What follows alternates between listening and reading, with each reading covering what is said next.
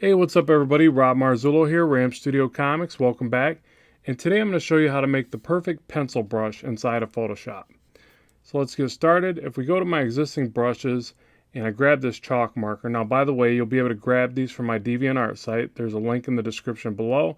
So if you need those to progress, but essentially just so you know, this is a basic chalk brush that comes with Photoshop.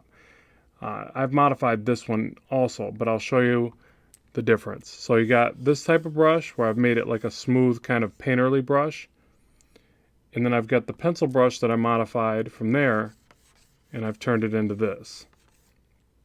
Okay, so now I'll show you how to get that. And you can even turn down your opacity a bit more and play with it to get even more of a pencil type look.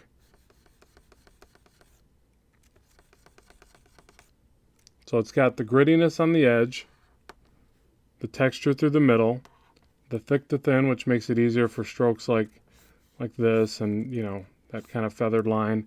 And then the shape of the chalk brush itself, I bump this up real large, you can see what the chalk brush looks like.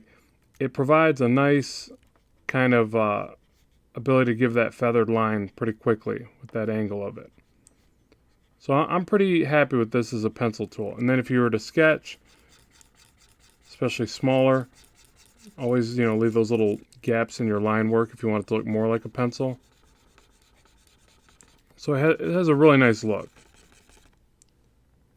Okay, so now to show you how to make this, or modify it, or whatever. You can either grab the brush from my Deviant site and modify it to this, or you can just grab the chalk brush that you got. We'll head over to the settings here, go to our brushes, and I've got shape dynamics on, set the pen pressure under size jitter, everything to zeros. And all that's going to do, that's going to give us that nice thick to thin. So if you take that off, you're going to get a little bit fatter version at the end of the stroke or whatever. So we'll leave that on. Scattering. I like the scattering at 23%. You can play around with that. The more scattering, the rougher the overall texture of the brush is going to end up being. It's basically scattering the edge of the brush.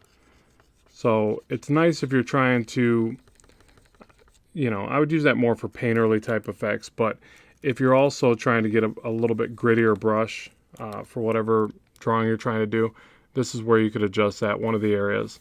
I'll leave that at 23. Count at 1. Count jitter at 0. Okay, now the texture. Now the texture, I just went with this one in the middle here. This comes with Photoshop, this version anyways. But you know, if you don't see this here, you're going to at least have the texture area. You can load a texture right through here, load patterns. So if you don't have this particular texture and you're like, oh, I really like the texture of that brush, but I don't have that version of Photoshop, just keep in mind that if you make some sort of texture, you could even scribble on a piece of paper. You could do one of these numbers. You could take like a little post-it note or whatever, scribble the texture that you like with the you know, the type of paper, because really all this is emulating is the texture from the paper.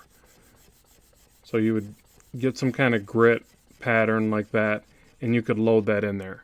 But if you have this version, that's where I'm at on the texture, and these are my settings for that. Scale 34, brightness 18, contrast 35, and you just got to play around with those. You know, I'm not saying these are the best settings. This is just what has gotten me here. Which, you know, I seem to like. You know, if I darken this up just a little bit, you know, I can get a nice darkness to the line, a thick to thin, and that little bit of texture that makes me feel like I'm working with the traditional pencil. You know, and I'm able to feather really quickly. And again, I think that's because of the shape of the chalk brush. Okay, so then the other thing is transfer, pen pressure under opacity jitter, and flow jitter. That's always pretty much, I usually always enable both those. I just like that type of look. And then the noise. The noise is real important because the noise gives it a little bit more of an edge that you otherwise, you know, won't get as much of. Let me see if I can see the difference there.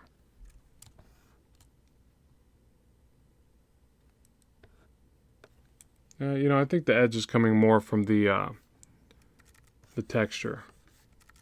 See if I can see the difference here.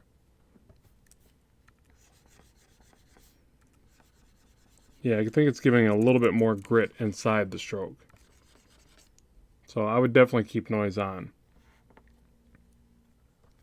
Okay, and then smoothing. Let's see if we can see a real difference there. I don't think we will.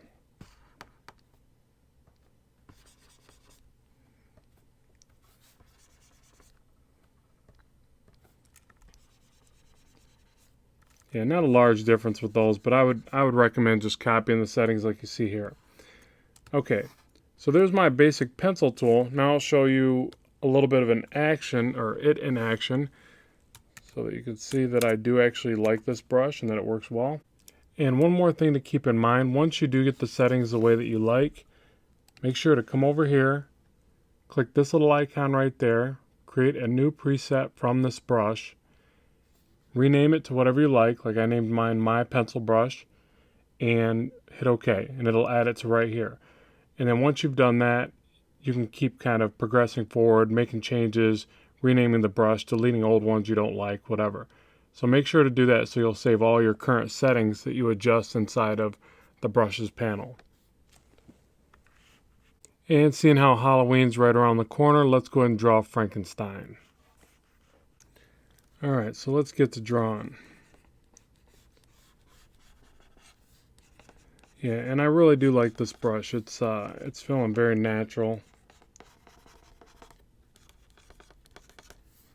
Do kind of a little bit of a cartoony rendition of this character. Here's my quick head shape.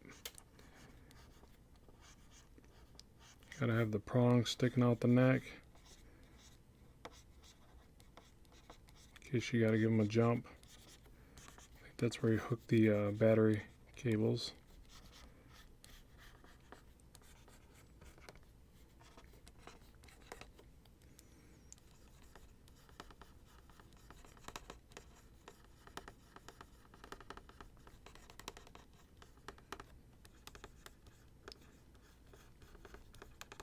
And like with any other digital tool, you really have to just try to make it feel like something traditional. And if you do that, it'll get nice and easy to work with.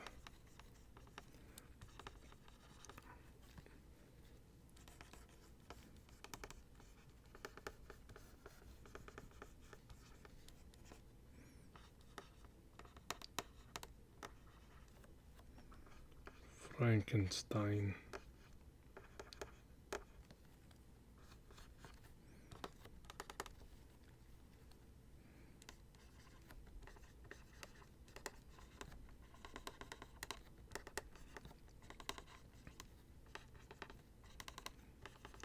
So yeah, I'll just kind of block in the larger shapes,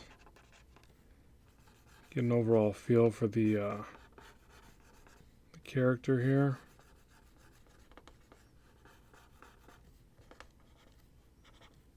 Kind of looks depressed.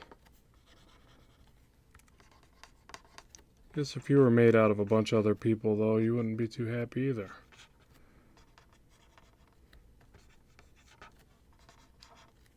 We're fortunate enough to only be made out of 2 people. This guy's got parts from the whole neighborhood.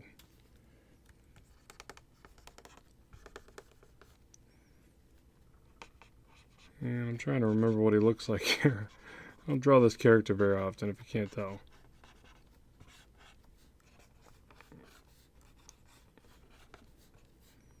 Does he have ears? I think he's got ears.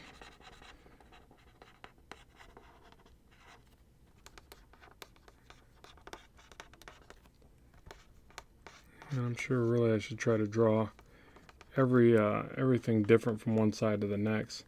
Oh, you know what? It's coming back to me. I remember now. He's got these cool stitches everywhere. Duh.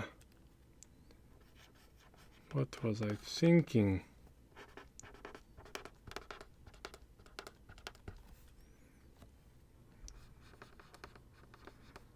Lots of wrinkles because he's probably lived a very stressful life.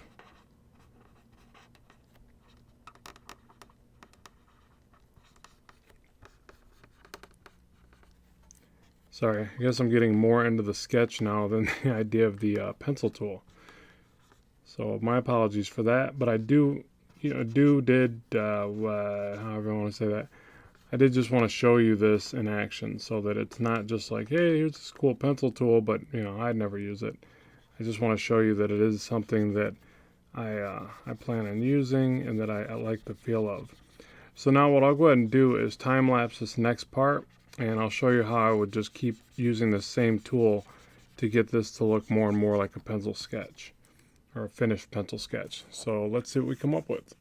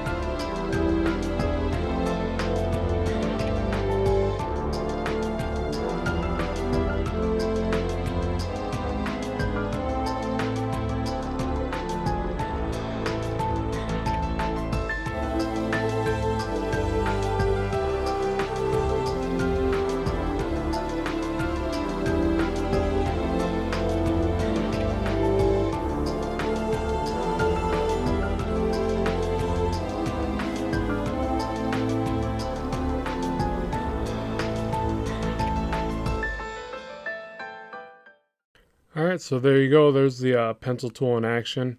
I even threw a little gray wash in there at the very end, just to spruce it up a notch. But at any rate, hopefully this has shown you a couple things about the brushes and given you some ideas for what you can do with it. If it has, be sure to like, subscribe, share the videos. It helps me progress the channel. And most of all, comment. Let me know what you think and what you'd like to see in the future. And more videos are on the way. So thanks for watching. We'll talk to you soon.